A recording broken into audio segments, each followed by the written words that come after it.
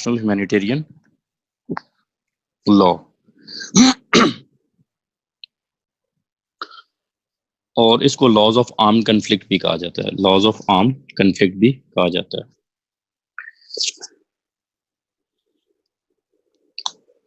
अच्छा, ये laws of war जो है ये काफी लेंथी टॉपिक है इस सेंस में कि ये इटसेल्फ एक अलग समझ लें, इसमें एक सेपरेट जो है सिलेबस है इसका। मतलब इसका इतना सिलेबस है कि अगर आपका इंटरना आपका सीएसएस का सारा सिलेबस भी कवर किया जाए इंटरनेशनल लॉ का तो उससे भी ये जाता है। सो लिहाजा इसलिए कभी भी अगर आप पास पेपर्स देखेंगे तो पास पेपर्स में कभी भी उसने इसको डिटेल में आपसे नहीं डिस्कस किया। ठीक है, आपसे पूछा नहीं है डिटेल में, आप लोगों से सिर्फ और सिर्फ कुछ हद तक आप लोगों से चीज़ों को उसने पूछा है। सो आज का जो लेक्चर है, क्योंकि मैंने जैसा कहा कि सारा लॉज ऑफ वॉर आप नहीं कर सकते तो ना ही पेपर में वो पूछता है, तो हमारा जो आज का जो फोकस होगा वो सिर्फ उसी हद तक होगा जो पास्ट पेपर्स में चीज़ें आई हुई हैं या कुछ इंपॉर्टेंट कॉन्सेप्ट्स। क्योंकि लॉज ऑफ वॉर जो है वो इतनी डिटेल में है कि हर चीज़ जो भी जंग में इस्तेमाल हो रही थी उसके ऊपर अलग कन्वेंशन है, सिर्फ एक नहीं, डिफरेंट कन्वेंशन रही हुई। लाइक माइंस के ऊपर अलग कन्वेंशन हैं, कम्बैटेंट्स पे अलग हैं, नॉन कम्बैटेंट्स पे अलग हैं, प्रिजनर्स ऑफ वॉर्स पे अलग हैं, फिर वेपन्स डिफरेंट कैटेगरीज के उन सब के ऊपर अलग कन्वेंशन हैं। तो एक बहुत बहुत डिटेल फील्ड है ये लॉ की। सो आज का जो लेक्चर होगा वो सिर्फ इसी हद तक होगा इंशाल्लाह, इंपॉर्टेंट टॉपिक्स की हद तक या फिर जो पास पेपर्स में चीज़ें आई हैं। तो ये चीज़ें मैं आपको मुख्तलिफ जगहों से पढ़ा रहा हूँ, इसलिए फिज़ा ऐसा है कि ये वाला, खैर आपने बाकी वो सारे माशाल्लाह अच्छी चीज़ें नोट्स वगैरह अच्छे बनाए हैं, तो इसको भी ज़रा देख लीजिएगा क्योंकि ये इसमें तो मुझे इसलिए चाहिए कि मैं जब भी स्टूडेंट्स को पढ़ाता हूँ तो मुख्तलिफ जगहों से पढ़ा रहा होता हूँ, तो अच्छी बात है। आपसे मुझे ये फ़ायदा हो जाएगा कि मुझे चीज़ें जो है ना एक जगह कंपाइल होकर मिल जाएंगी, तो इसलिए जो है इस पे आपने कोशिश करनी है चीज़ें सारी नोट करनी है। चलिए जी स्टार्ट करते हैं। लिखिए जी, कुछ स्टार्ट में थोड़ी से पॉइंट्स हैं वो लिख लेते हैं, उसमें जहाँ समझाना है वहाँ पे मैं रुक जाऊंगा, अदरवाइज हम आगे चलते रहेंगे। सबसे पहले पॉइंट्स लिख लें कुछ, लिखें आईएचएल। मैं आईएचएल बोलूंगा, IHL mean international humanitarian law. ठीक है, इंटरनेशनल ह्यूमैनिटेरियन लॉ लिखिए। It is also known as, international humanitarian law is also known as laws of war और laws of armed conflict.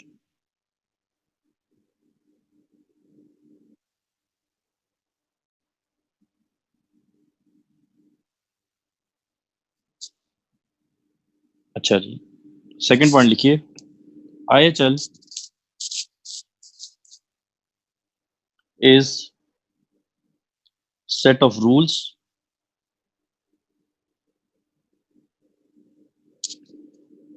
which seek for, set of rules which seek for humanitarian reasons, humanitarian reasons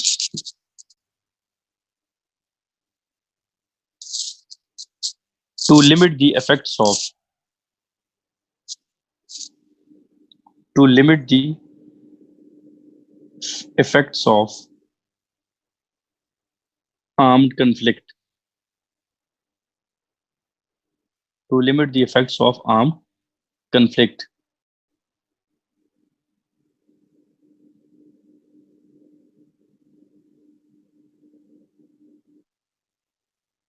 Next point, IHL is the law. IHL is the law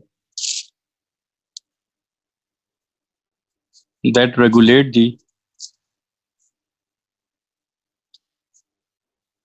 conduct of armed conflict,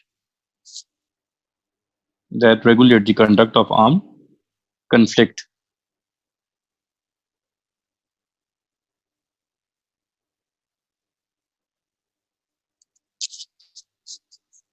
Next point, IHL covers IHL covers protection of those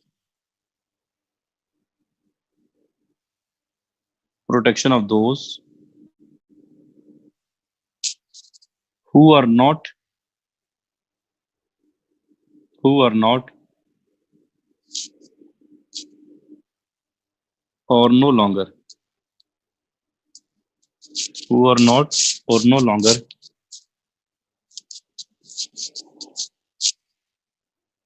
taking part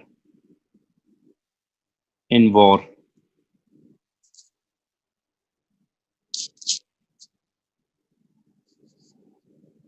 Next point. IHL covers restrictions. IHL covers restrictions on means of warfare. On means of warfare.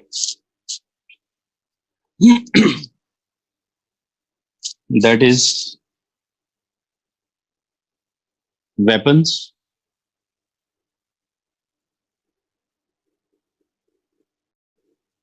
methods of warfare, and military tactics. And military tactics.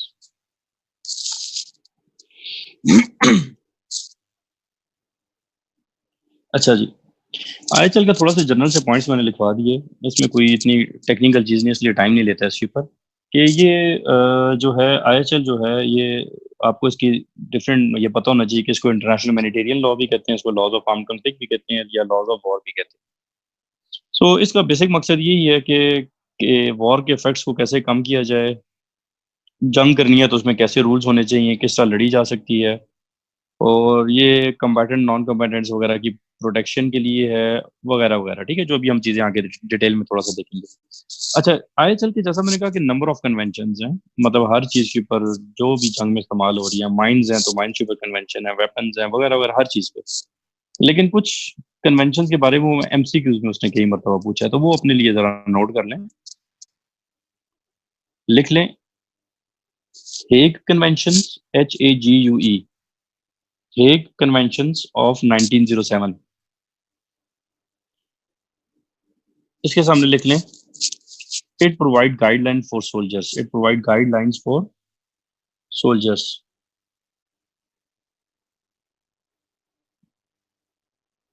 Next लिखें, Geneva conventions of 1949,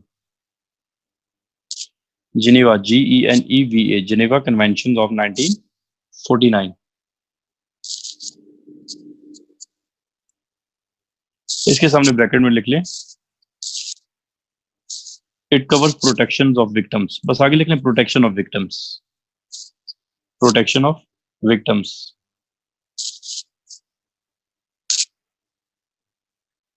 और next लिख लें, additional protocols of additional protocols of 1977।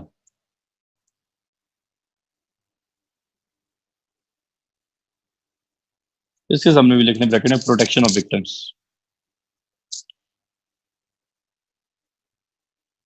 ये उसने कई मरतबा MCQs में पूछा हुआ है, इनकी ईयर पूछे हुए हैं कि कौन सी ईयर में ये हुए हैं और क्या पर्पस है। मतलब हेग कन्वेंशन का आपको पता होना चाहिए कि ये सोल्जर्स के लिए गाइडलाइंस प्रोवाइड करता है। ठीक हो गया।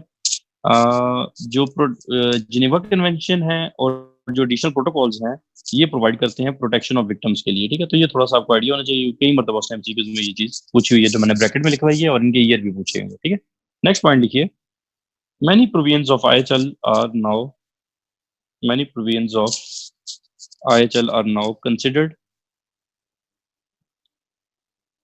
and accepted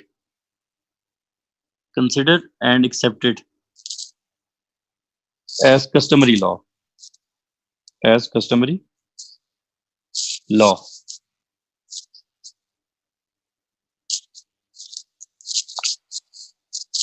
which means customary laws आपको मैंने बताया भी हुआ है, लेकिन उसके आगे ब्रैकेट में लिख लें, आपके जहन में होना चाहिए,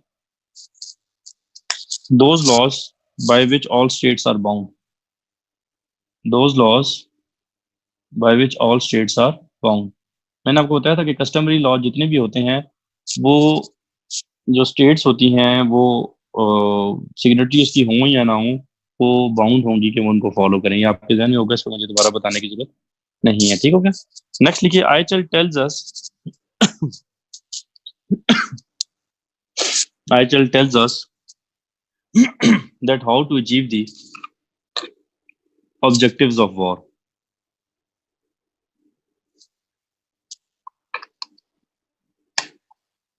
How to achieve the objectives of war, along with the protection of non-combatants. Along with the protection of non-combatants.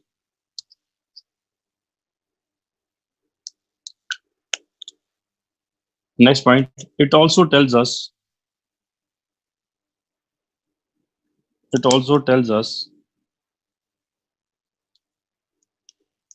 that those weapons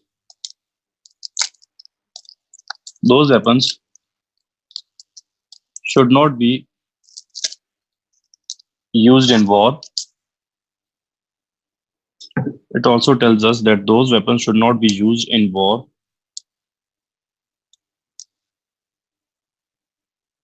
which create indiscrimination. Which create indiscrimination.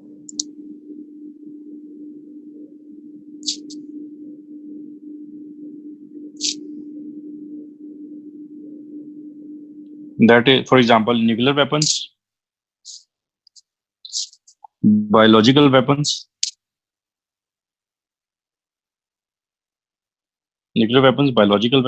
etc.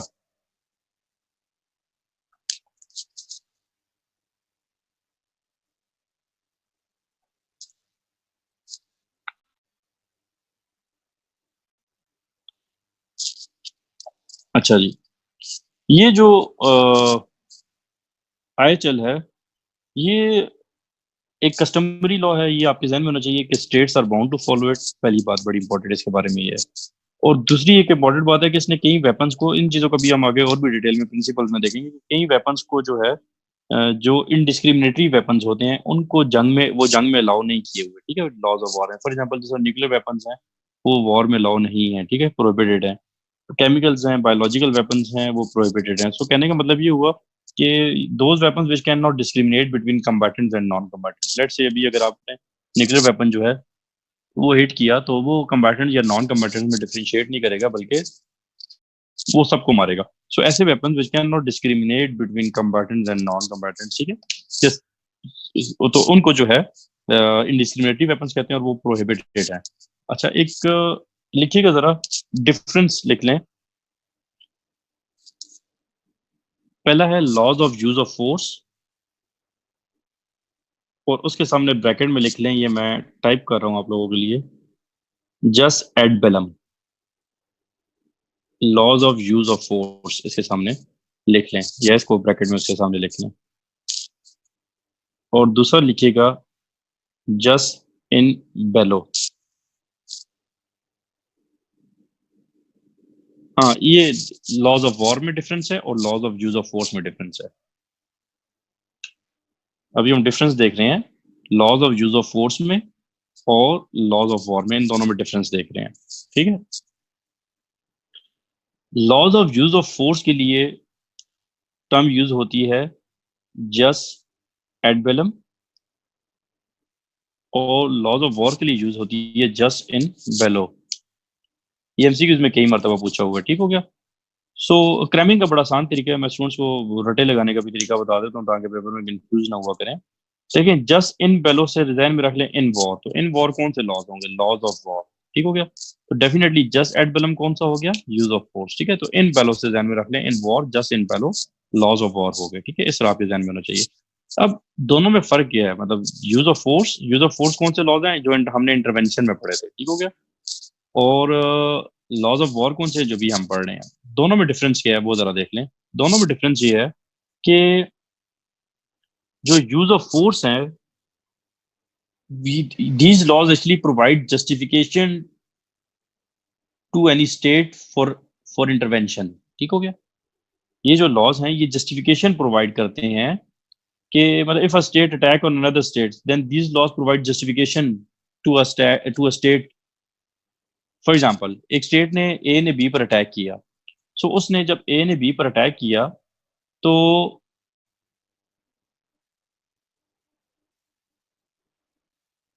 जो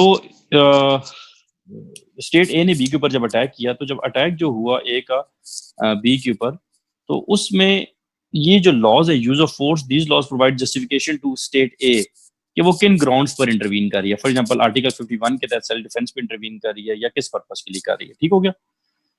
और जो लॉज ऑफ वॉर है ये क्या है कि जब एक स्टेट ने अटैक कर दिया, ठीक है जी, उस अटैक के बाद वॉर स्टार्ट हो गई. ठीक हो गया? सो अब जंग में जो लॉज अप्लाई होंगे उनको कहते हैं laws of war. So simple सा डिफरेंस ये है कि जंग से पहले के स्टेट अटैक मतलब जो लॉज हैं, जो स्टेट ए ने बी पर अटैक किया, अभी अटैक हुआ नहीं है, अभी अटैक करने वाली है, सो वो जो लॉज गवर्न करेंगे कि वो क्या किस ग्राउंड पे कर रही है, सेल्फ डिफेंस है वगैरह वगैरह, मैं डिटेल में नहीं जाता, हमने पढ़ा हुआ है. तो वो वाले लॉज को कहते हैं use of force.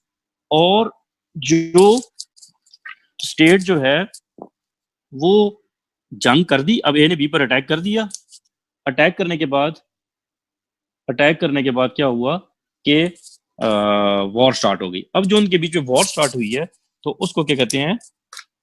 Laws of war. ठीक है, ये ध्यान में रखिएगा. दूसरी चीज ये है कि जो फंडामेंटल राइट्स हैं, जो आपके ह्यूमन राइट्स हैं, ठीक है, उसमें भी जरा डिफरेंस लिख लें. जो ह्यूमन राइट्स हैं और जो ह्यूमैनिटेरियन लॉ, इसमें क्या डिफरेंस है ये भी आपको पता होना चाहिए. ह्यूमन राइट्स और ह्यूमैनिटेरियन लॉ में ये डिफरेंस है कि एक तो है फंडामेंटल राइट्स, एक है लॉज ऑफ वॉर.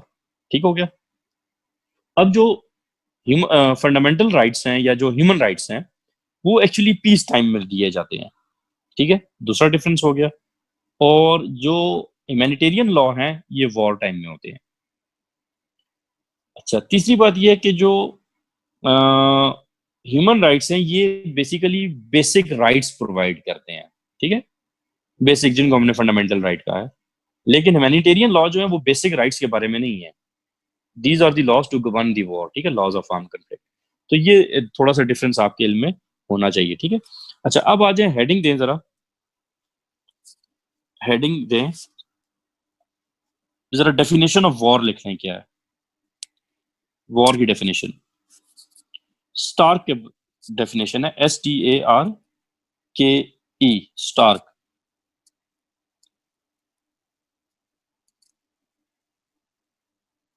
लिखे जरा. War in its most generally understood sense, war. फिजा, आपने इधर जब नोट्स बनाएंगी तो नोट्स में सिर्फ थोड़ा सा ये हिंट दे दीजिएगा difference between use of force and laws of war, और दूसरा डिफरेंस का बता दीजिएगा between human rights and humanitarian law, ताकि वो फिर मेरे पास हेडिंग होगी तो स्टूडेंट्स को मैं जब नेक्स्ट क्लास में बताना चाहूँ तो वो सामने हो कि ये चीज़ भी उनको समझानी है. ठीक है बच्चे, तो ये जरा आपने नोट्स से मेंशन कर देना. अच्छा, वॉर की डेफिनेशन लिखें. War in its most generally understood sense, war in its most generally understood sense was a contest between two or more states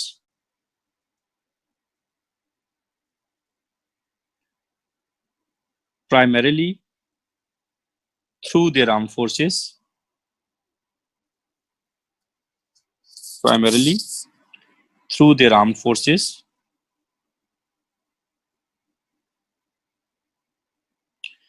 the ultimate purpose of each contestant group, the ultimate purpose of each contestant group, the ultimate purpose of each contestant group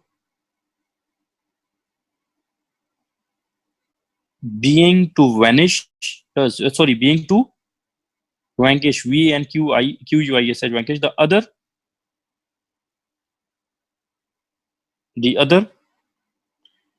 and impose its own conditions,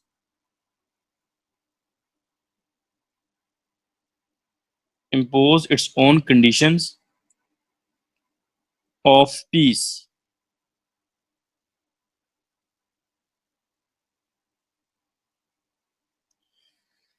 अच्छा जी, ये जो chapter किताब है, मुझे question आए हुए private में कि ये चैप्टर कौन सा है। बच्चे ऐसा है कि ये मैं मुख्तलिफ जगहों से आपको पढ़ा रहा हूँ, ठीक है, एक जगह से नहीं पढ़ा रहा।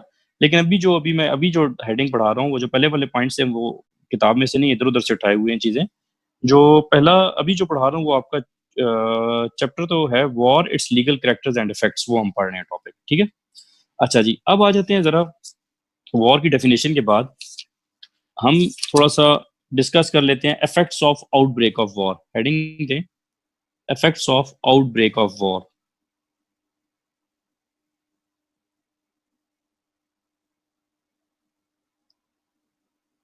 Effects of outbreak of war. Following are the effects जी, following are the effects. Number one, general effects, general effects.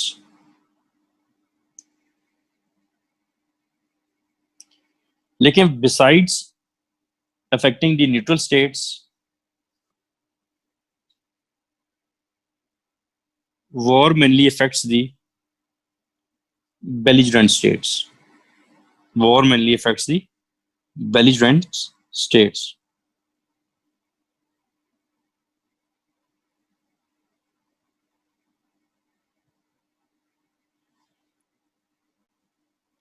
ये भी पेश कर देंगी, फिजा पेश कर देंगी, ठीक है जी।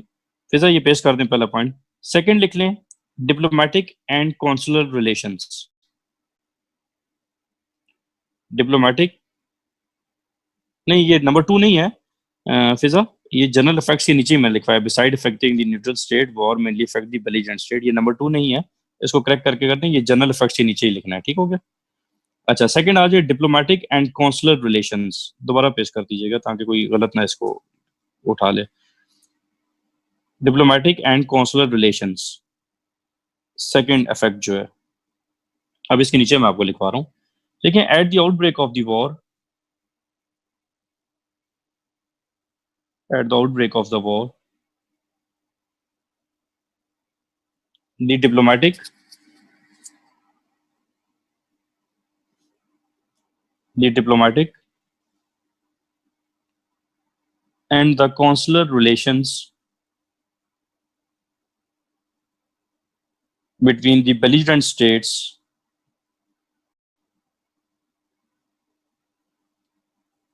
are broken immediately, are broken immediately.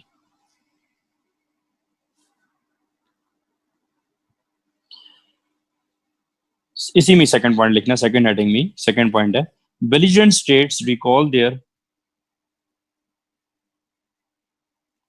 diplomatic agent from each other states.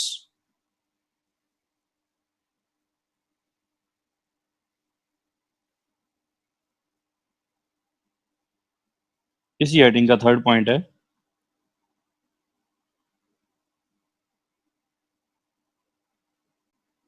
at the outbreak of war, the receiving belligerent states, the receiving belligerent states hand over the passport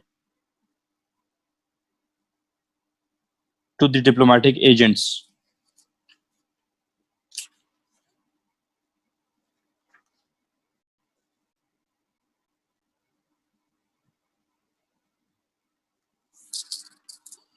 इसी में नेक्स्ट पॉइंट लिखे, according to article 444 of, according to article 44 of Vienna Convention, Vienna Convention, VIENNA, Vienna Convention on Diplomatic Relations, 1961.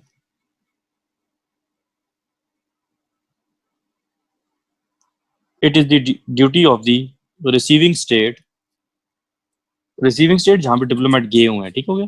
It is the duty of the receiving state to provide necessary facilities, to provide necessary facilities to the diplomatic agents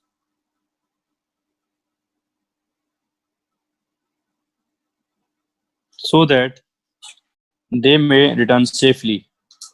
So that they may return safely.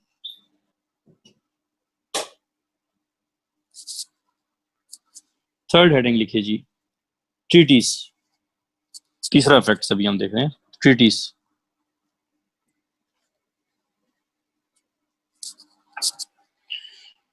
तीसरा effect है treaties. अच्छा, जो old concept था treaties के बारे में वो ये होता था कि जैसी जंग होती थी तो सारी ट्रीटीज खत्म हो जाती थी, ठीक है. लेकिन मॉडर्न कॉन्सेप्ट ऐसा नहीं है. और जब हमने लॉज ऑफ ट्रीटीज पढ़ा था तो उसमें उन्होंने बताया भी था कि जंग के टाइम पे कुछ ट्रीटीज जो हैं वो खत्म हो जाती हैं, कुछ मतलब टर्मिनेट हो जाती हैं, कुछ सस्पेंड हो जाती हैं और कुछ खत्म नहीं होंगी. ठीक हो गया जी. तो इधर लिख लें, present practice of the states shows. ये ट्रीटीज जो है ये थर्ड हेडिंग है, ठीक है फिजा. ये बच्चे देखिएगा, हेडिंग्स को आपने नंबर देने हैं. आप इसको ट्रीटीज को थर्ड देंगी क्योंकि आपने जो बुलेट डाला हुआ है वो फिर ऐसा लगता है इसका नेक्स्ट पॉइंट है, ठीक है. ट्रीटीज का लिखिएगा.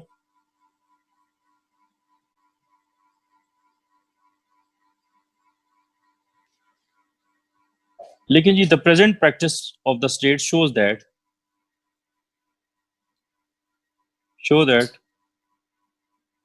all the treaties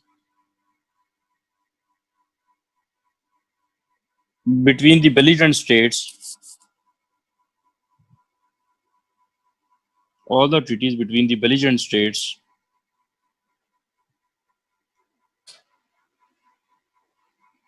do not come to an end.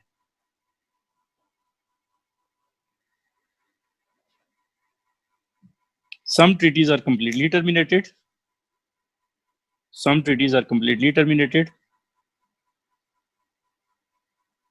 Some remain in force.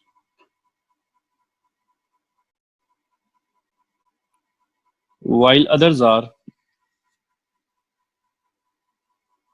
suspending during the wartime.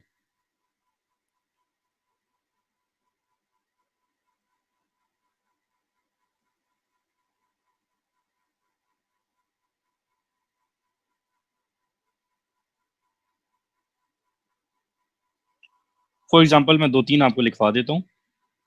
लिखें जी, 2-3 मैं लिखवा देता हूँ. लिखें, treaties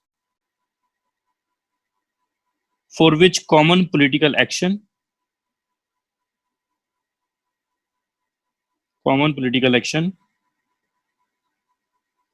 or good relations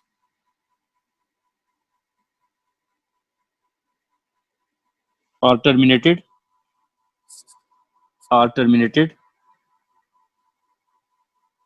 at the outbreak of war.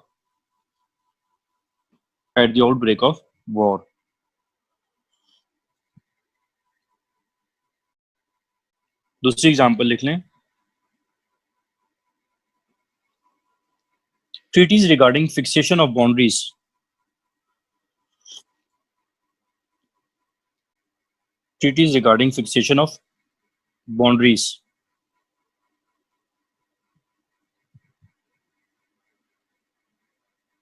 remain unaffected by war.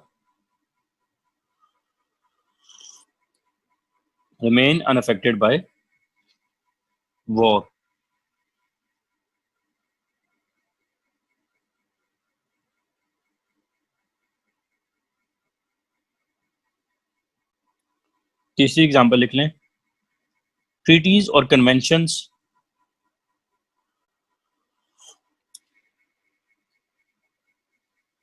regulating the conduct of war,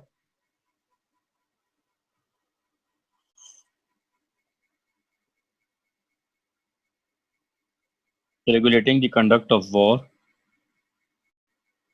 remain binding during war, remain binding during war.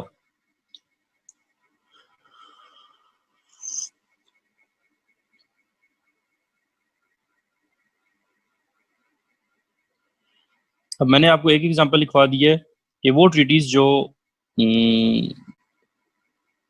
Terminate हो जाती हैं, दूसरी एग्जांपल लिखवा दी कि ट्रीटीज जो टर्मिनेट कभी भी नहीं होती हैं। ठीक हो गया? फॉर एग्जांपल जिस तरह आउटब्रेक ऑफ वॉर, ठीक है। और कुछ ट्रीटीज जो होती हैं वो सस्पेंड हो जाती हैं, उसकी भी एग्जांपल लिख लें। लेकिन treaties related to health, medicine,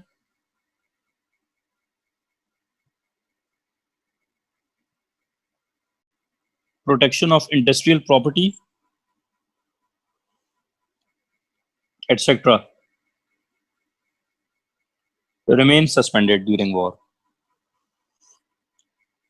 Remain suspended during war.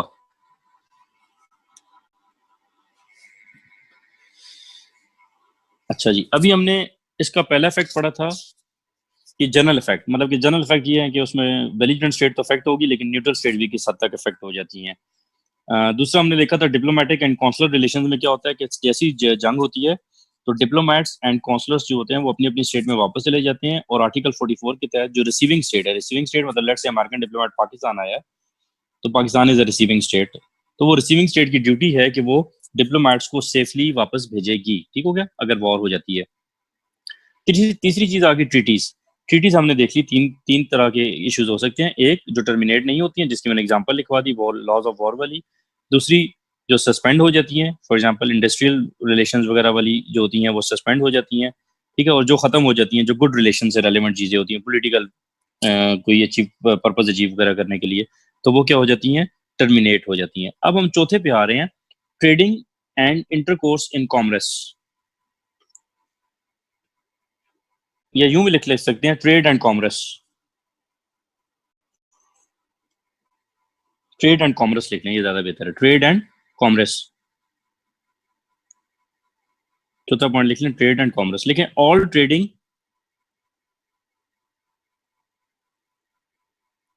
Between the belligerent states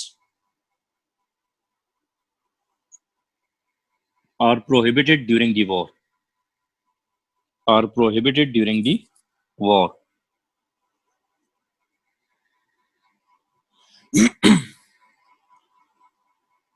next effect लिखिएगा contracts. Contracts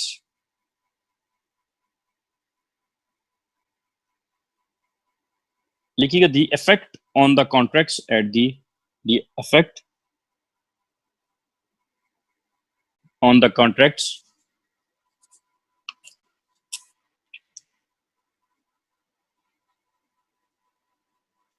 at the outbreak of war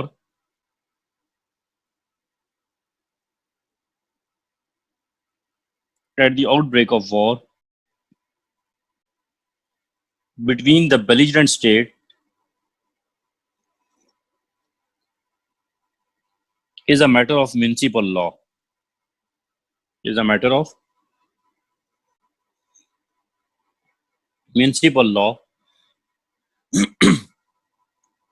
rather than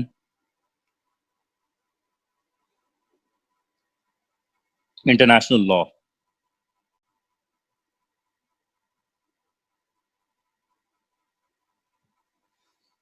अच्छा, ट्रेड तो खत्म हो जाती है डेफिनेटली, ड्यूरिंग वॉर ट्रेड नहीं हो सकती। कॉन्ट्रैक्ट्स के बारे में ये होता है कि कॉन्ट्रैक्ट्स जो होते हैं वो ये म्यूनिसिपल लॉ है, जैसा पाकिस्तान में लॉज ऑफ कॉन्ट्रैक्ट उसको डील करता है। ठीक है, सो लॉज ऑफ कॉन्ट्रैक्ट के अकॉर्डिंग डील किया जाएगा, उसमें प्रोविजन रखी जाएंगी कि वॉर के टाइम पे क्या होगा। ठीक है, तो वो जो स्टेटस कॉन्ट्रैक्ट में होगा वॉर के दरमियान, मतलब कि वॉर के ऊपर उसके ऊपर प्रोविजन होगी कि वॉर में कॉन्ट्रैक्ट का स्टेटस क्या रहेगा, सस्पेंड होगा, टर्मिनेट हो जाएगा या कंटिन्यू रहेगा, तो वो उस पर डिपेंड करता है। तो कॉन्ट्रैक्ट्स जो लॉज ऑफ कॉन्ट्रैक्ट है वो म्युनिसिपल लॉ के अकॉर्डिंग डील किया जाएगा। नेक्स्ट लिखिए enemy property. Enemy property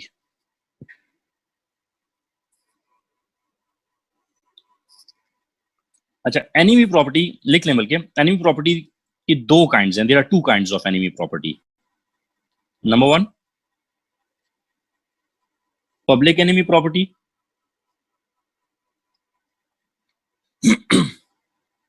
number two, private enemy property.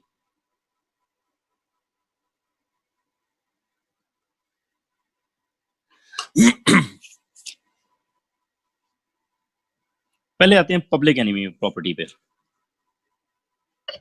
पहले आते हैं पब्लिक एनिमी प्रॉपर्टी पे।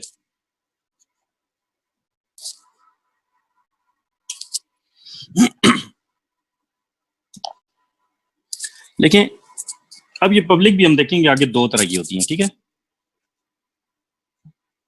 पहली है, लिख लें, पब्लिक एनिमी प्रॉपर्टी की दो टाइप्स हैं, लिख लें, मूवेबल पब्लिक एनिमी प्रॉपर्टी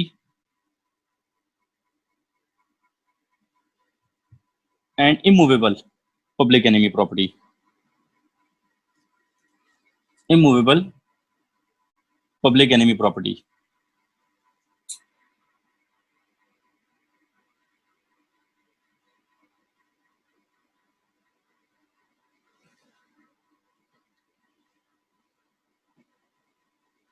लेकिन जी, at the outbreak of war, ये दोनों टाइप्स लिखने के बाद लिखिएगा, at the outbreak of war. अच्छा, मूवेबल प्रॉपर्टी कौन सी होती है? मूवेबल प्रॉपर्टीज वो होती हैं जो उस जो कि फॉर एग्जांपल जिस तरह गाड़ियां हो गई या इस तरह की चीजें, ठीक हो गया जो। और इमूवेबल प्रॉपर्टी किस तरह होती है? जिस तरह लैंड हो गया, घर हो गए, ये इमूवेबल प्रॉपर्टी में आते हैं, ठीक है जी। देखिए, eight the outbreak of war, eight the outbreak of war, all movable all movable public enemy property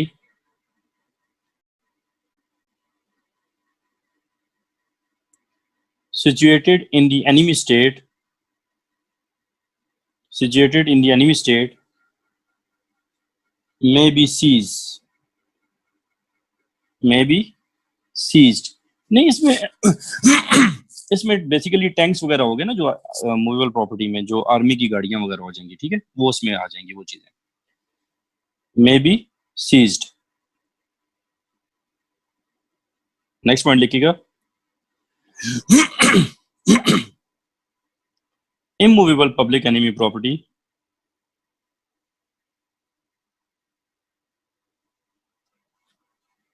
may be temporarily taken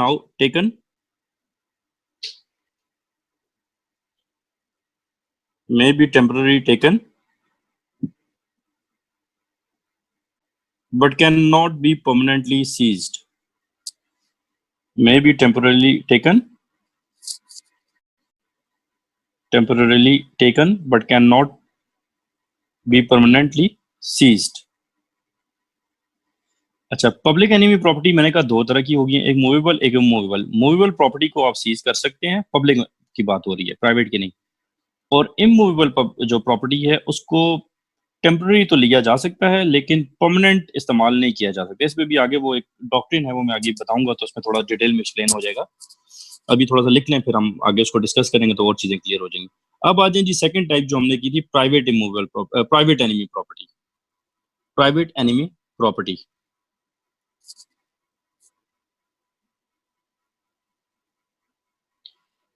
लेकिन private enemy property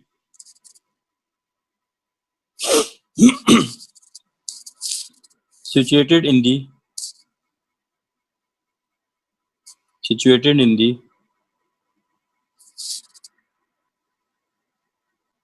territory of the belligerent state, territory of the belligerent state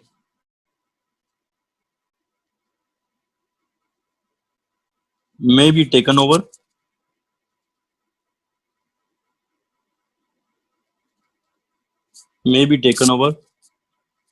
for a temporary period, for a temporary period,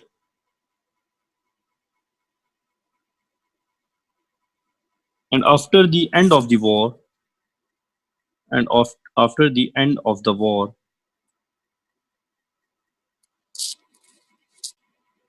its fate is decided, its fate is decided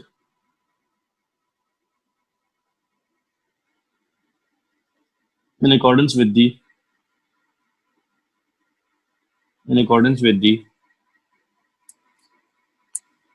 provisions of the peace treaty. Provisions of the peace treaty.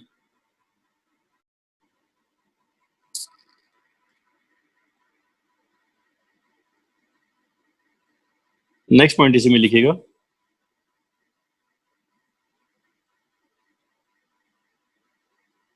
belligerent state is not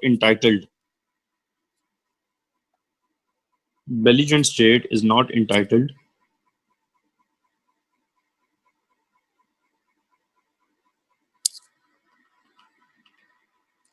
to seize the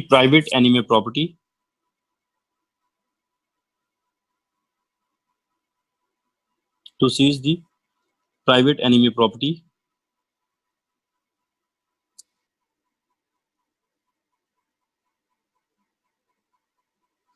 but can only take it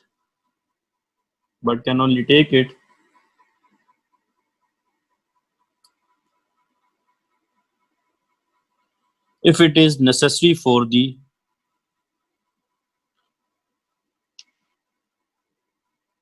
needs. If it is necessary for need.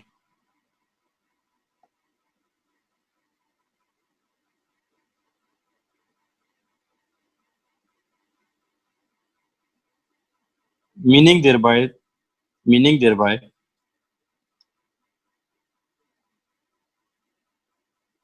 that private enemy property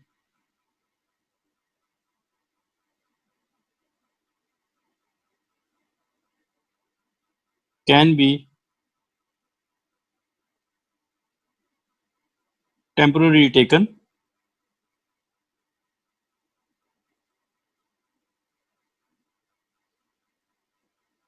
only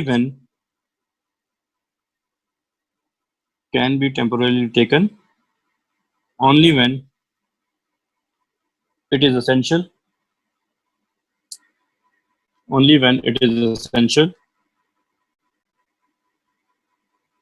for military purpose of the belligerent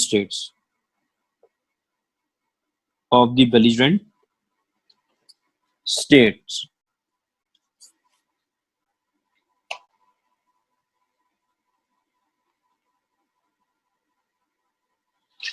हाँ, ये मैं enemy properties का आप पूछ रहे हैं। ये property हमेशा जो भी प्रॉपर्टी होती है वो हमेशा मूवेबल इमूवेबल होती है, डिवाइड होती है हमेशा।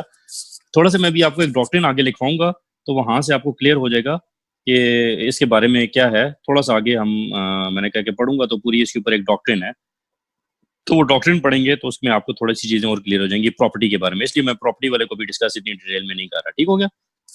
सिर्फ हम ये इफेक्ट्स पूरे कर लें तो उसके बाद उस डॉक्ट्रिन पे डायरेक्ट जाएंगे। अच्छा जी, दूसरा क्वेश्चन आ गया, ये मोहम्मद रजा आपका क्वेश्चन मैंने किया है, आपके क्वेश्चन का आंसर किया। ठीक है, ये भी मैं बताता हूँ। हाँ, आंसर है इसकी मूवेबल और इमूवेबल प्रॉपर्टी दोनों होती है। अच्छा, नवीद का क्वेश्चन है बेलिजेंट किसको कह रहे हैं? बेलिजेंट स्टेट्स दोनों जो स्टेट्स आपस में जंग कर रही हैं। तो लेट्स से स्टेट ए और बी या पाकिस्तान और इंडिया ने वॉर कर ली है, तो पाकिस्तान और इंडिया दोनों बेलिजेंट स्टेट है। अब पाकिस्तान ने इंडिया पे किसी हिस्से पे कब्जा कर लिया, इंडिया की टेरिटरी में दाखिल हो गया है, तो उस एरिया में किसी एक प्रोविंस को लेट से कब्जा कर लिया, तो वो जो एरिया होगा वहां पे प्राइवेट और पब्लिक प्रॉपर्टी होगी, ये उसकी बात हो रही है कि कौन सी बेलिजेंट स्टेट इन दोनों में से डेफिनेटली जिसने कब्जा किया हुआ है उसके बारे में बात हो रही है। तभी तो वो तो प्रॉपर्टी वही उठाएगी ना जिसने कब्जा नहीं किया हुआ, जो उसके बारे में तो बात नहीं की जा सकती। तो दोनों बेलिजेंट स्टेट में से जौन सी स्टेट नवीद कब्जा कर लेगी ये उसके बारे में बात है। ठीक है, मतलब किसी को कंट्रोल कर लिया और एनेक्सेशन स्टार्ट कर दी है।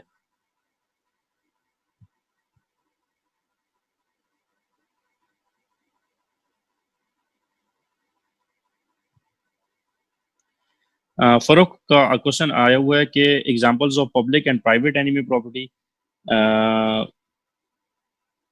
पब्लिक प्रॉपर्टी तो डेफिनेटली देखें, जो आपकी पब्लिक हर वो बिल्डिंग जो गवर्नमेंट की है that is a public building, लेकिन स्पेशली वॉर में ये आर्मी से रेलेवेंट होती है, ठीक हो गया। और जो प्राइवेट प्रॉपर्टी है वो आपकी मेरी जो प्रॉपर्टी होगी, और हमारी स्टेट पे खुदा ना खास्ता कोई कब्जा कर रहा होगा, तो हमारी जो प्रॉपर्टी होगी, जो इंडिविजुअल की प्रॉपर्टी होगी, जो किसी सिटीजन की प्रॉपर्टी है, जो स्टेट की नहीं है, that is called private enemy property. फर्क क्लियर हो गया?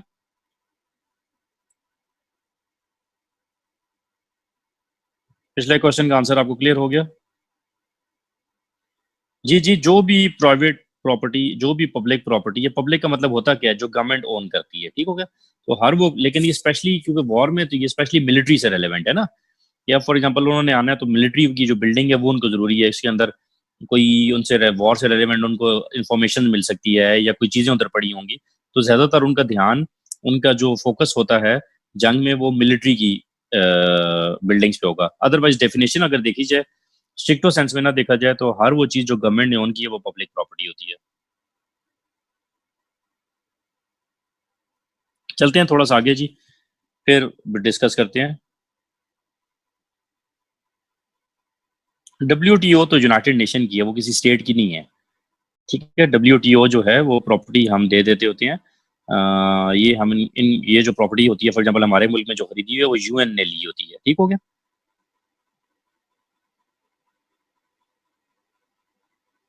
जी सलार, आपका क्वेश्चन का आंसर यस।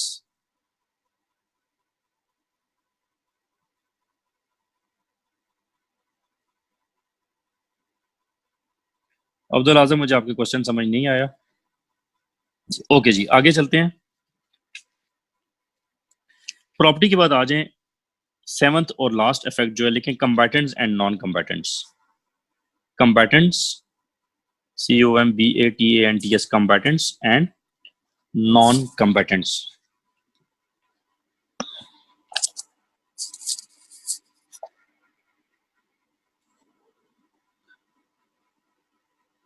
लिखें, under international law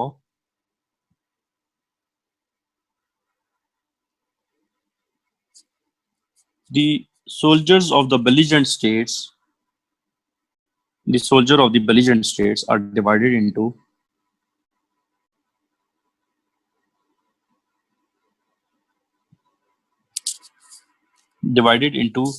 two categories divided into two categories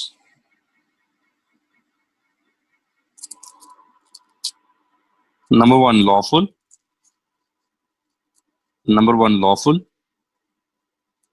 इसके सामने आगे ही लिख लें, lawful soldiers can be killed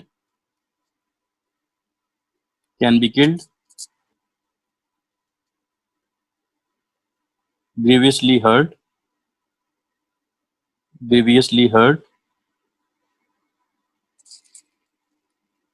arrested,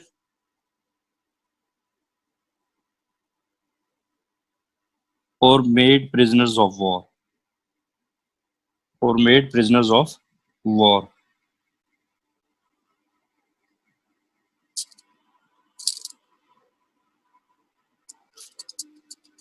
or made prisoners of war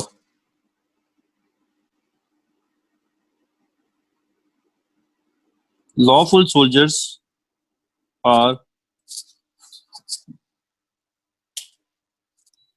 lawful soldiers are normally those soldiers, मैं रिपीट करता हूँ जरा, दोबारा रिपीट कर रहा हूँ, lawful soldiers can be killed, grievously hurt, arrested, or made prisoners of war or made prisoners of war। Clear हो गया जी? Okay.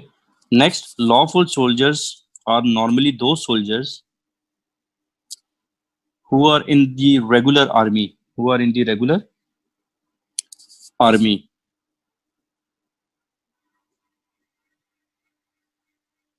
who are in the regular army।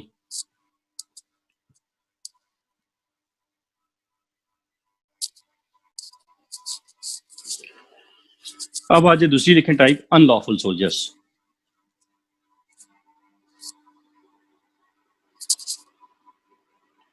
Unlawful soldiers.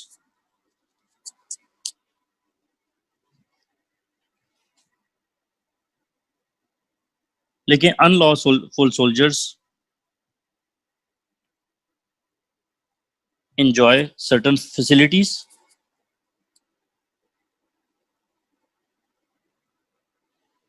enjoy certain facilities, enjoy certain facilities or concessions.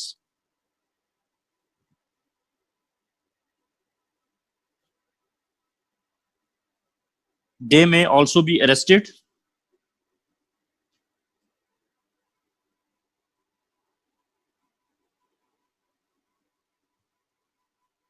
They may also be arrested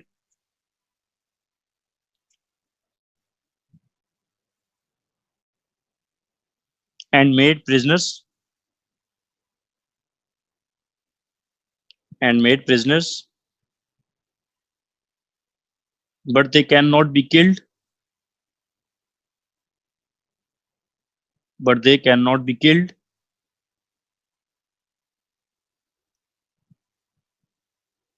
or grievously, spelling मैं repeat कर रहा हूँ हारून आपके लिए, GRIEVOUSLY, or grievously hurt during war, or grievously hurt during war. अच्छा जी, अभी हमने देख लिया कंबैटेंट्स और नॉन कंबैटेंट्स में। पहले हमने कंबैटेंट्स को देख लिया। कंबैटेंट्स की फर्दर दो टाइप हैं, एक लॉफुल है, एक अनलॉफुल है। लॉफुल सोल्जर्स वो हैं जिनको आप जंग में मार भी सकते हो, उनको आप हर्ट भी कर सकते हो, उनको आप अरेस्ट भी कर सकते हो, ठीक है, वगैरह वगैरह जो मैंने लिखवाया है। मसलन जो रेगुलर आर्मी है वो लॉफुल सोल्जर्स कहलाते हैं, ठीक हो गया। फॉर एग्जांपल अगर हम अपनी आर्मी में बात कर लें तो हमारी आर्मी में जो इन्फेंट्री है, आर्टिलरी है, आर्मर्ड है, इंजीनियर्स हैं, ये सारे लॉफुल सोल्जर्स में आ जाते हैं, ठीक हो गया। जो अनलॉफुल सोल्जर्स हैं या अनलॉफुल कम्बैटेंट्स जो हैं, ठीक है, वो कौन होते हैं? वो फॉर एग्जांपल जो जंग में डायरेक्टली पार्टिसिपेशन उनकी नहीं है। फॉर एग्जांपल आर्मी के एक बंदा है लेकिन वो जंग में फौजियों को नमाज पढ़ाने गया, कोई खतीब उन्होंने भर्ती किया हुआ है, ठीक हो गया, जिसका पर्पस है कि जी वो उनको जो नमाज वगैरह पढ़ा लेगा। अच्छा, इसी तरह फॉर एग्जांपल कोई भी ऐसी कोर जिसका डायरेक्टली पार्टिसिपेशन नहीं है, वो अनलॉफुल कम्बैटेंट्स में आते हैं। अब आ जाते हैं जी नॉन कम्बैटेंट्स पे। हाँ, ये सारे कुक हो गए वगैरह वगैरह, जो कि मेडिकल कोर वगैरह, बिल्कुल बस जिनकी जंग में डायरेक्टली पार्टिसिपेशन नहीं है, ठीक हो गया। अब आ जाते हैं नॉन कम्बैटेंट्स। नॉन कम्बैटेंट्स क्या है, लिखें जरा। Non combatants are not in principle, not in principle, principle मतलब रूल्स की बात हो रही है, not in principle to be wilfully attacked, to be wilfully attacked और injured, to be wilfully attacked और injured. For example, merchants, merchants, etc. For example, merchants, etc.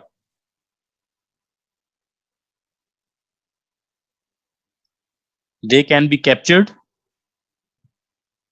They can be captured and made prisoners of war. And made prisoners of war. Non combatants वो हो गए जो जंग में किसी भी तरह की कोई पार्टिसिपेशन नहीं कर रहे हैं, ठीक हो गया। जैसा फॉर एग्जांपल सिविलियंस वगैरह हो गए। सिविलियंस में मैंने मर्चेंट की एग्जांपल इसलिए स्पेशली लिखवा दी कि मर्चेंट्स जो होते हैं अक्सर जंग में स्टेट उनको पकड़ ही लेती थी। अभी तो खैर उस तरह की वॉर्स अब रही नहीं है, लेकिन ये जंग के दौरान जो मर्चेंट्स वगैरह होते थे, अपनी ट्रेड वगैरह कर रहे होते थे, फॉर एग्जाम्पल किसी और रूट से भी जा रहे होते थे, तो उनको पकड़ लिया जाता था, ठीक हो गया। अच्छा जी, ये क्वेश्चन आए हुए sir, what about fighter pilots? Definitely बच्चे, जमाल आपके क्वेश्चन का आंसर करने लगा हूँ कि फाइटर जो पायलट्स होते हैं वो कम्बैटेंट्स की कैटेगरी में, और वो लॉफुल सोल्जर्स हैं, वो तो इतनी तबाही करते हैं जंग में, ठीक हो गया।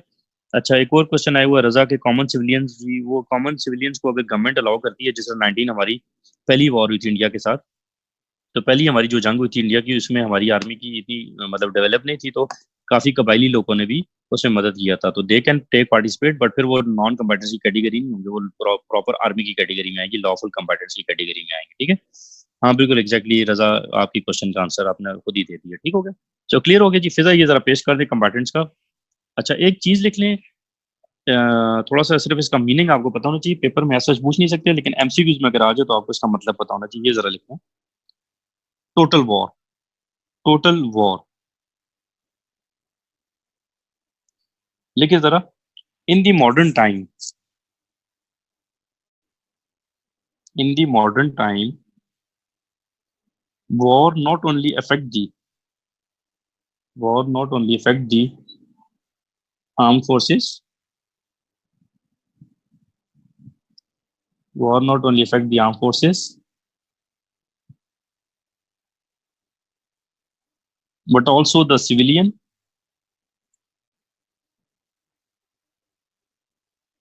but also the civilian,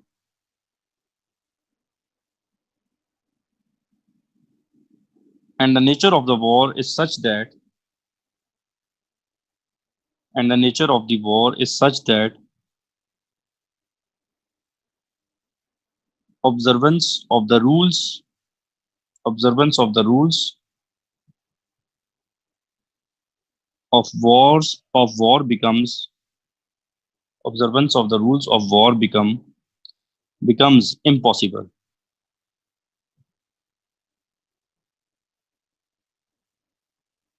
Such a war has therefore been called, such a war has therefore been called total war. Total war. This term was first used by, this term was first used by Hugo Grotius. This term was first used by Hugo Grotius.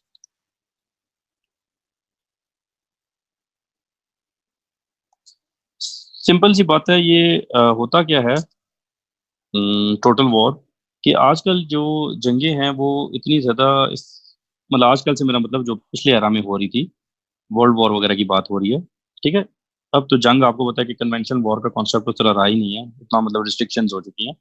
जो war थी, उस वो जब होती है तो वो मतलब वॉर के जो रूल्स हैं उनको टोटली ऑब्जर्व नहीं किया जा सकता, मतलब इतने छोटे लेवल पे वॉर नहीं है। ठीक है, तो कहीं ना कहीं रूल्स की वॉलेशन होती है, और ना सिर्फ वो आर्म फोर्सेस को बल्कि सिविलियंस को भी इफेक्ट करते हैं। ठीक है जी, तो ऐसी वॉर को जो हम टोटल वॉर कहते हैं। ठीक है, तो ये बस आपको थोड़ा सा कॉन्सेप्ट पता होना चाहिए कि टोटल वॉर है क्या, इसमें कोई क्वेश्चन वगैरह नहीं आएगा। ठीक है, सिर्फ आपके नॉलेज में होनी चाहिए। अच्छा जी, अब एक डॉक्ट्रिन लिखें, फिजा ये सारा पेश पेश कर दें। हमारे 7 हमने इफेक्ट्स पढ़े हैं वॉर के। ठीक हो गया, अब आ जाते हैं एक हेडिंग दें जरा, लेकिन डॉक्ट्रिन ऑफ डॉक्ट्रिन ऑफ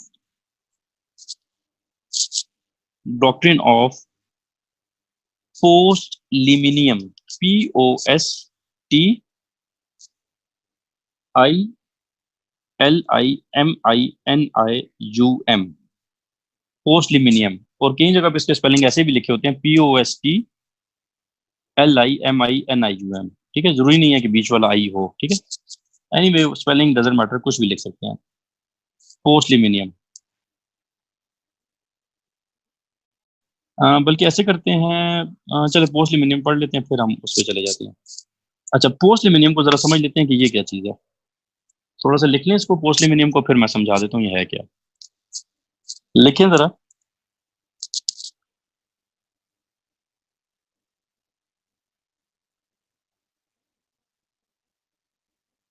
एक एक अपने पास ये पॉइंट ऐड कर लें कि ये रोमन लॉ से डिराइव हुई है। ठीक है, ये फिजा फिर नोट्स में दे दीजिएगा। दिस टर्म वाज डिराइव्ड या incorporated in international law from Roman law. ठीक है, ये जरा नोट कर लें अपने पास। This term was incorporated in international law from Roman law. पहला पॉइंट बल्कि बेशक ये लिखना है। लेकिन जरा, according to this doctrine, according to this doctrine,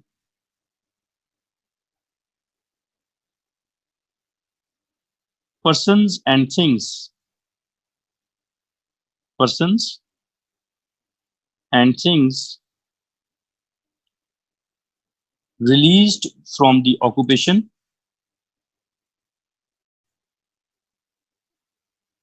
released from the occupation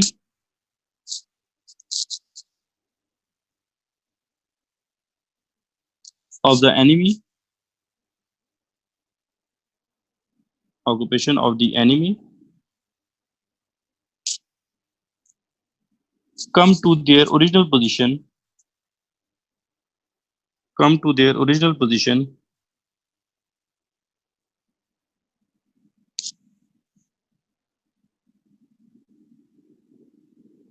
or they are restored or they are restored to their original position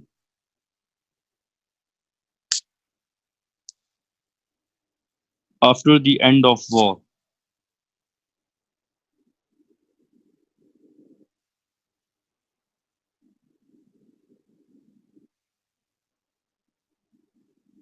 Second point लिखिए, if any state remains under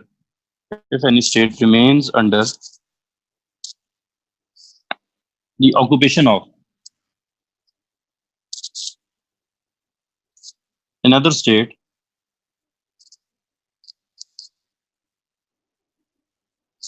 for a temporary period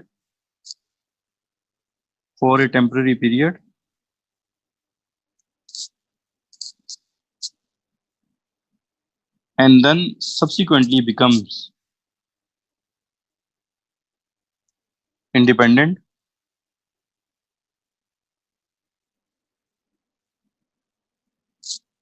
then after its independence,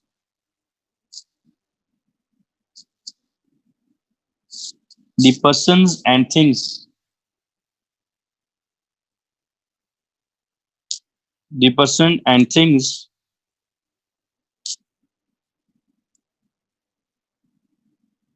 come to their original position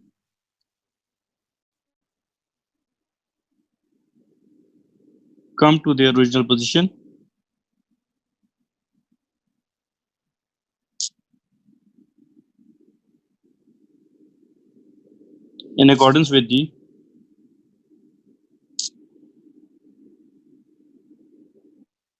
principles of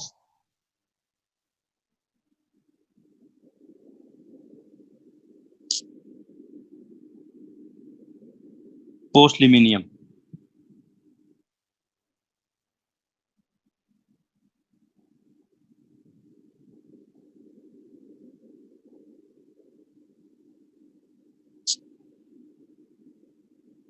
next point लिखिएगा,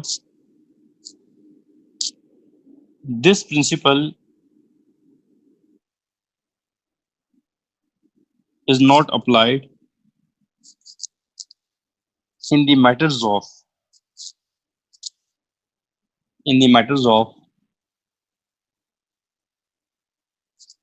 neutral states.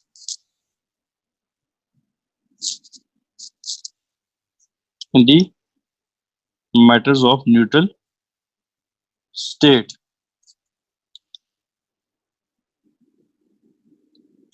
Next point, post-millennium is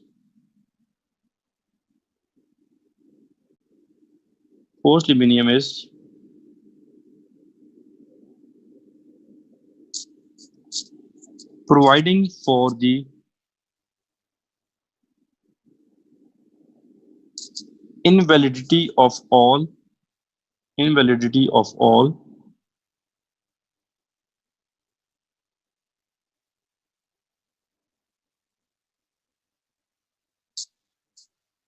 illegitimate acts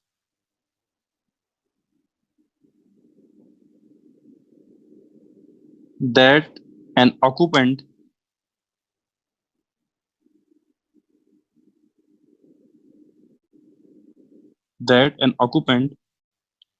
have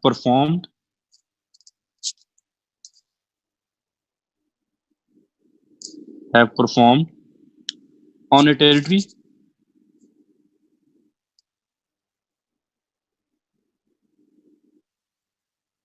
after its recapture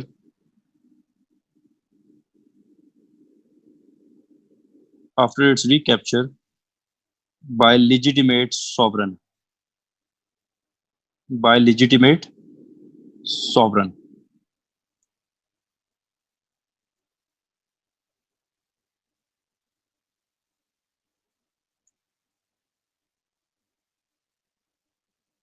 इसी में सब heading दे दें, limitations of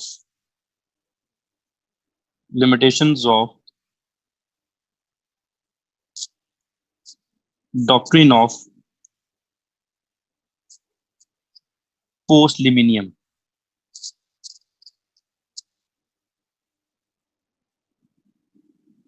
Doctrine of post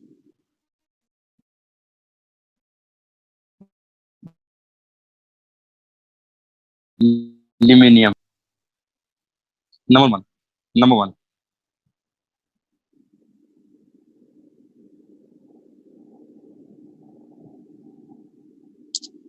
It does not apply upon the valid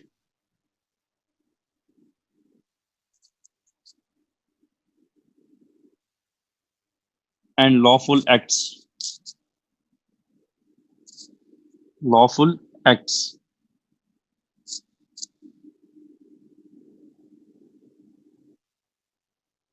performed by the occupying power.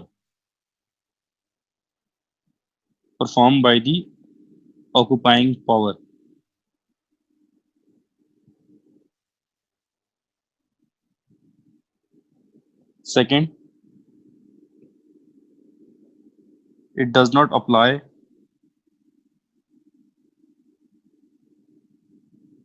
in case of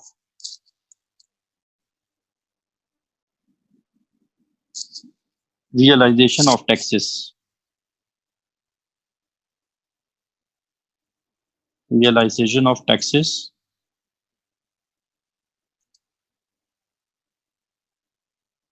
made by occupying power.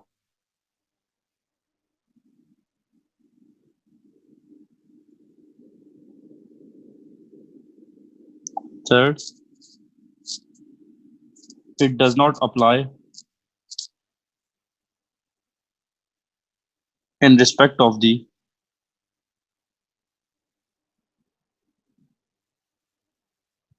neutral states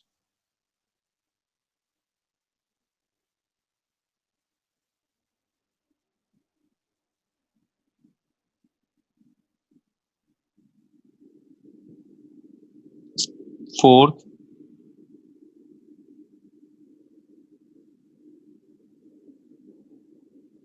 it does not apply when one state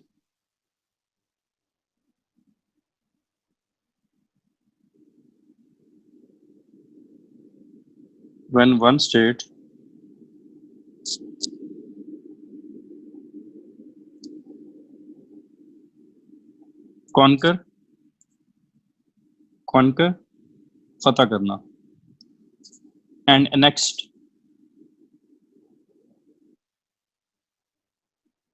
another state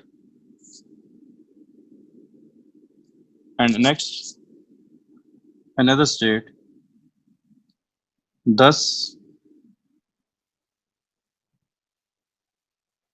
change the status of things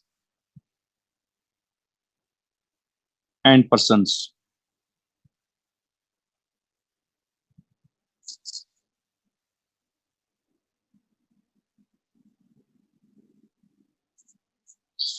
अच्छा जी, अब जरा समझ लेते हैं post लिमिनियम है क्या। थोड़ा सा कवर भी पार्ट रहता है, लेकिन ये थोड़ा सा मैं समझा दूं कॉन्सेप्ट, फिर उसको लिखवा दूंगा। पोस्ट लिमिनियम ये होता है कि लेट्स से एक स्टेट ए है और एक स्टेट बी, दोनों ने आपस में वॉर की, ठीक हो गया। वॉर करने के बाद बी जो स्टेट थी उसने ए के ऊपर जब अटैक किया तो टेम्पररी तौर पे उसने ए पर कब्जा कर लिया, ठीक है, कुछ पोर्शन पे। अभी वॉर चल रही है या वॉर खत्म हो गई है, जो भी अभी हम देख लेंगे टर्मिनेशन ऑफ वॉर में, उसमें मेथड्स हैं, सस्पेंड थोड़ी देर के लिए अक्सर हो जाती है वगैरह वगैरह, लेकिन उसने कुछ पोर्शन स्टेट ए का कब्जे में कर लिया। अब उस जगह पर उसने कुछ ऐसे एक्ट्स किए, ठीक है, जो लॉफुल नहीं थे, इलिजिटिमेट एक्ट्स थे। ठीक हो गया? वो भी एग्जांपल्स भी नीचे आ जाएंगी जब मैं प्रॉपर्टी की रेलेवेंट बात लिखवाऊंगा आपको। तो मिसाल के तौर पे एक प्राइवेट प्रॉपर्टी थी, जिसको हमने अभी देखा है कि ड्यूरिंग वॉर जो होती है वो प्राइवेट प्रॉपर्टी जो होती है, पब्लिक प्रॉपर्टी नहीं, प्राइवेट प्रॉपर्टी जो होती है उसकी वो एनेक्सेशन नहीं करती है, सिर्फ टेम्पररी टाइम पीरियड के लिए कर सकती है। तो लेट्स से उसने किसी बंदे की, स्टेट ए में एक शख्स था, उसकी प्रॉपर्टी उन्होंने किसी दूसरे को बेच दी या कुछ कर दी या सेल कर दी। अब ऐसा हुआ कि जैसी, या कोई भी इसके अलावा कोई भी इलिजिटिमेट एक्ट कर दिया, इलिजिटिमेट कि जो इन अकॉर्डेंस विद लॉ नहीं था। ठीक हो गया? तो बाद में ऐसा हुआ कि वो स्टेट ए ने वापस जंग के दौरान ही वापस स्टेट बी को उस खत्ते से, अपनी उस टेरिटरी से निकाल दिया और अपने उस टेरिटरी को वापस अपने पास, अपना कंट्रोल उसके ऊपर कर लिया। तो जब स्टेट ए वापस अपना कंट्रोल गेन करेगी उस टेरिटरी के ऊपर, ठीक हो गया, तो वो जो एक्ट, इलिजिटिमेट एक्ट्स होंगे, जिसकी मैंने एक एग्जांपल दी कि किसी प्राइवेट प्रॉपर्टी को उन्होंने किसी बंदे को भेज दिया, इस तरह के कोई भी इलिजिटिमेट एक्ट होगा तो वो वापस रिवर्स हो जाएगा। ठीक हो गया?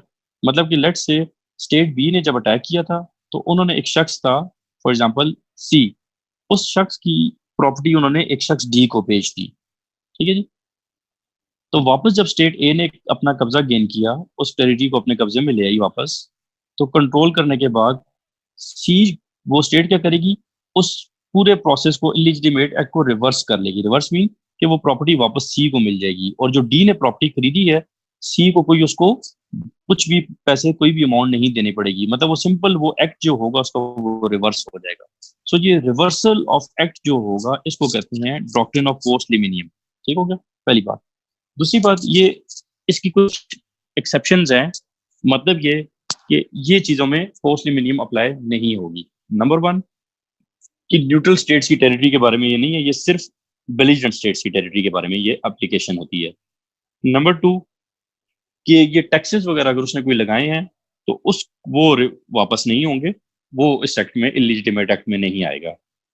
थर्ड, कि अगर उसने कोई लिजिटिमेट एक्ट किया है, ठीक हो गया, तो लिजिटिमेट एक्ट के केस में भी ये पोस्ट लिमिनियम अप्लाई नहीं होगा। ये ध्यान में रहे कि ये सिर्फ इलिजिटिमेट या अनलॉफुल एक्ट के बारे में है, ये उन उसके बाकी एक्ट के बारे में नहीं है।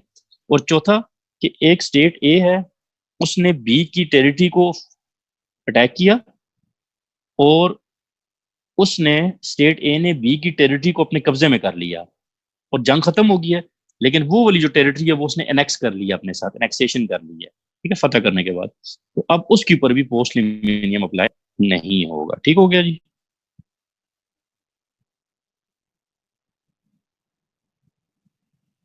अब जरा थोड़ा सा और लिख लेते हैं, यहां तक क्लियर है जी? पोस्ट लिमिनियम आप लोगों को क्लियर हो गया? जल्दी से बताएं, अभी हमने बहुत तो आगे भी पढ़ना है। Yes, okay okay great. Naveed का आज रिस्पॉन्ड मुझे फौरन नहीं आया है। अच्छा जी, आगे चलते हैं जरा। ये पोस्ट लिमिनियम का ही पार्ट है, लिखिएगा जरा, लिखिए जरा। प्राइवेट, ये पोस्ट लिमिनियम में आप लिखेंगे, ठीक हो गया? प्राइवेट, ये मतलब जब आप उसके लिमिटेशंस लिख लेंगे तो उसके बाद इसको लिखेंगे। लिखिए जरा, private immovable property, private immovable property can be seize by the, can be, नहीं हेडिंग नहीं है, बस ये आपकी प्रॉपर्टी से रेलेवेंट, के पोस्ट लिमिनियम में मेनली तो प्रॉपर्टी के इश्यूज होते हैं ना, तो प्रॉपर्टी से रेलेवेंट क्या होता है इसमें, वो सिर्फ मैं आपको बताना चाह रहा हूँ। लेकिन private immovable property can be seized by the occupying power, by the occupying power,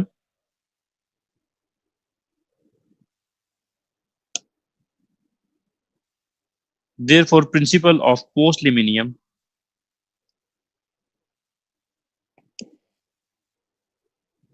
does not apply on such property, does not apply on such property.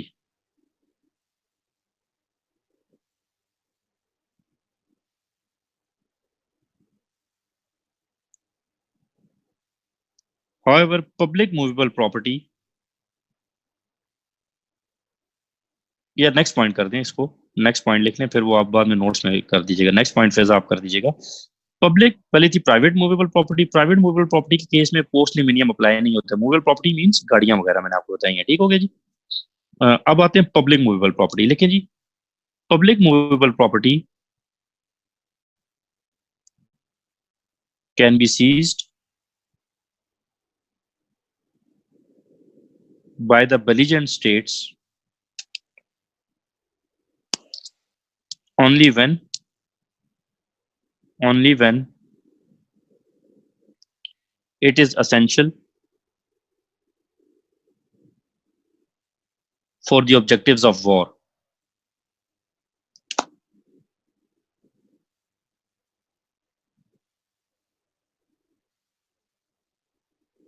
and after withdrawal of the enemy and after withdrawal of the enemy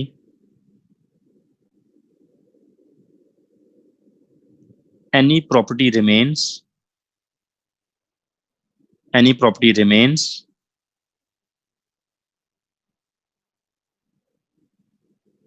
then it is restored to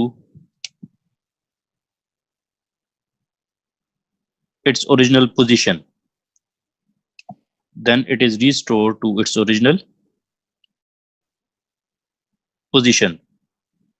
दूसरा point हो गया। तीसरा point लिखिएगा जी,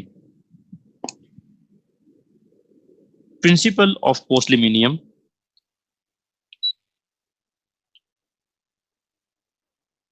principle of postliminium applies on immovable property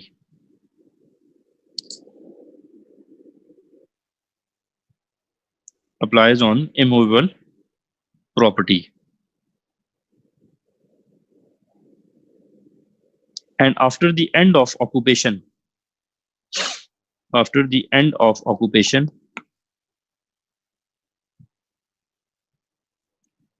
of the belligerent state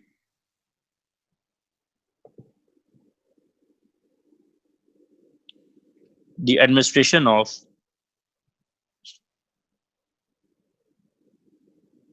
valid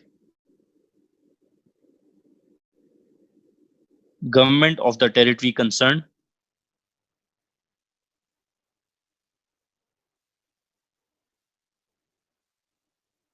is restored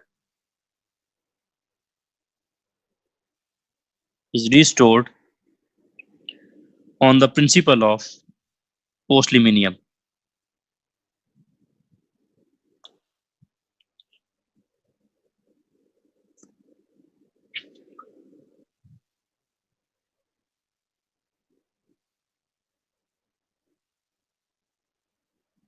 अच्छा जी, इसकी heading आप बेशक फिजा ये नोट्स में अपनी हेडिंग लिख दीजिएगा इसमें।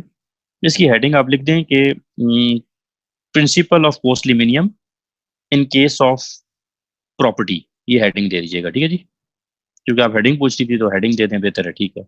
लिख लें principle of postliminium in case of property. अच्छा, अब जी मूवेबल प्रॉपर्टी जो होती है, जो प्राइवेट मूवेबल प्रॉपर्टी है, उसके केस में पोस्ट लिमिनियम अप्लाई नहीं होता, ठीक हो गया। मतलब क्या हुआ कि जो ऑक्यूपेंट स्टेट ने यूज कर ली तो वो वापस रिस्टोर नहीं होगी।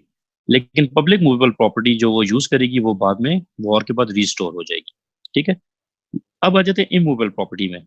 इमूवेबल प्रॉपर्टी जो प्राइवेट है वो तो वो ले ही नहीं सकती, लेकिन जो पब्लिक इमूवेबल प्रॉपर्टी होगी, हमने पीछे देखा कि प्राइवेट नहीं ले सकती, लेकिन जो पब्लिक इमूवेबल प्रॉपर्टी होगी, ठीक है जी, वो वापस जो है वो रिस्टोर हो जाएगी। सो इन शॉर्ट ये है कि प्राइवेट इमूवेबल प्रॉपर्टी पे तो अप्लाई नहीं होता, हाँ, जो प्राइवेट मूवेबल प्रॉपर्टी है उस पर भी अप्लाई नहीं होगा, ठीक हो गया।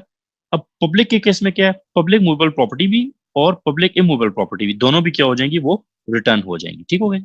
अच्छा जी, अब नेक्स्ट हेडिंग दे दें। सो पोस्ट लिमिनियम इज क्लियर कि सिंपल चीज है, एक बात में मतलब इन अ नटशेल कि जो भी इलिजिटिमेट एक्ट होगा ऑक्यूपेंट बेलिजेंट स्टेट का जिसने कब्जा किया है, और जब वो कब्जा रिस्टोर हो जाएगा to a legitimate owner sovereign, तो वो सारे उसके इलिजिटिमेट एक्ट क्या हो जाएंगे, सिंपल रिस्टोर हो जाएंगे और ओरिजिनल पोजीशन पे वापस चले जाएंगे जहां जंग से पहले या ऑक्यूपेशन से पहले थे। सिंपल एक लाइन में, ठीक हो गया जी। अब दें जी हेडिंग दें modes of termination of war. Modes of termination of war modes of termination of war.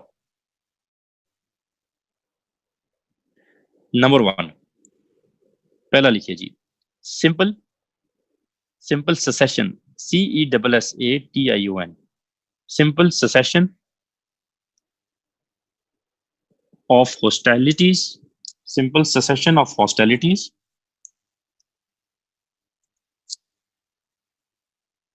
without any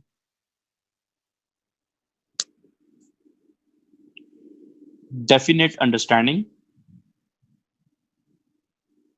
Without any definite understanding